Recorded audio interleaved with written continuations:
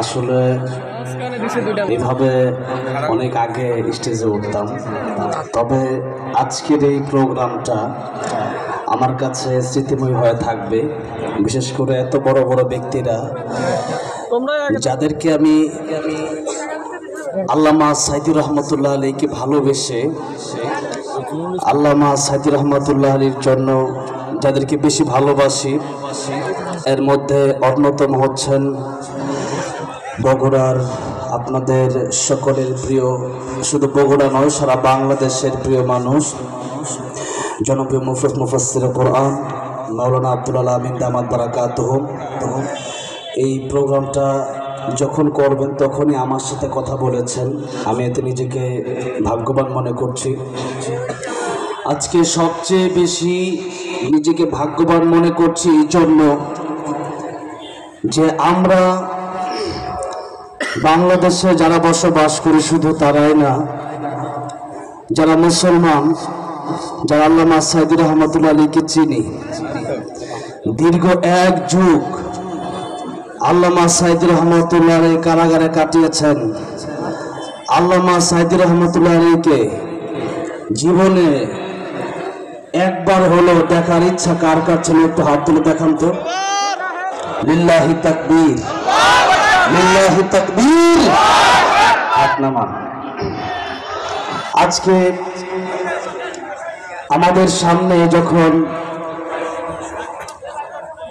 আল্লামা শামীম সাইদ হাফিজাহুল্লাহ এসেছিলেন, আপনাদের এই বাঁধ ভাঙা জোয়ার, আপনাদের এই আনন্দ, আজকে আপনারা আল্লামা শামীম সাইদুর রহমতুল্লাহ আল্লামা শামীম সাইদ হাফিজাহুল্লাহকে পেয়ে যতটা খুশি হয়েছেন, আমি শুধু কল্পনা করছিলাম। আর নাজবুল সাকিব আমাকে বলছিল যে আজকের এই প্রোগ্রামে যদি আল্লামা সাইদি আসতেন, মানুষ আল্লামা সাইদির জন্য জীবন দিয়ে দিত, ঠিক কিনা বলে?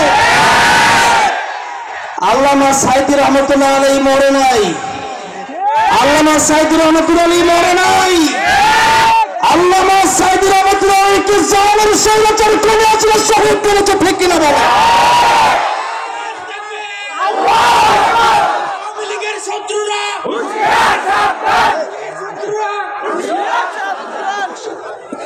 আপনি কথা তো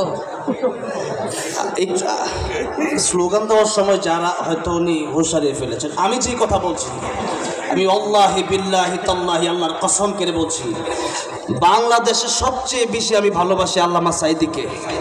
আপনারা ভালোবাসেন কি বাসেন না? আজকের এই বগুড়া এত সুন্দর মাহফিলের এই ধারা রেখে গেছেন আল্লামা সাইদি রহমতুল্লাহ আলাইহি, ঠিক কিনা বলেন? আমি হাসিনা ক্ষমতায় থাকাকালীন এই সঙ্গীত যখন লিখেছিলাম, আমাকে বাংলাদেশের অসংখ্য এমপিরা বলেছিল যে এই সঙ্গীত তুমি কেন লেখলা? একজন মানুষ মারা গেছে, ওনাকে তুমি শহীদ বলে দিলা। আমি বলছি কয়েকটা কারণে আমি শহীদ বলেছি। এক নম্বর কারণ হচ্ছে আল্লামা সাইদুর রহমতুল্লাহ আলাইহি উনি চুরি ডাকাতি করে জেলখানায় যায় নাই, উনি রাহাজানি মামলা, উনি খুন খারাপি রাহাজানি করে জেলখানায় যায় নাই। আল্লাহর কোরআনের পক্ষে কথা বলতে গিয়া আল্লামা সাইদি একটা যুগ কারাগারে কাটিয়ে দিয়েছেন, ঠিক। সুতরাং নবীজির কাছে একজন সাহাবী এসেছিলেন, সেই ঘটনা আমার আল্লামা সাইদুর রহমতুল্লাহ শহীদ হওয়ার পর আমার মনে হয়েছে সেই ঘটনা।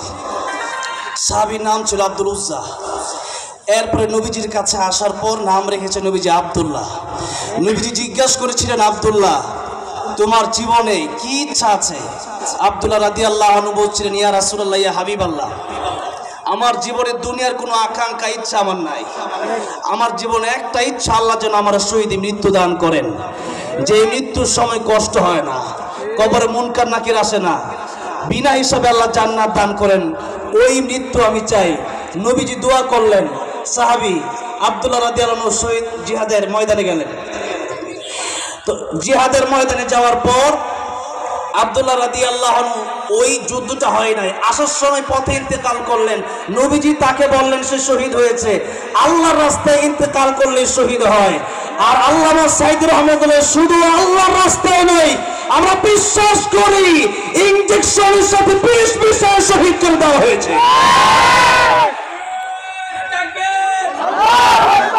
আমি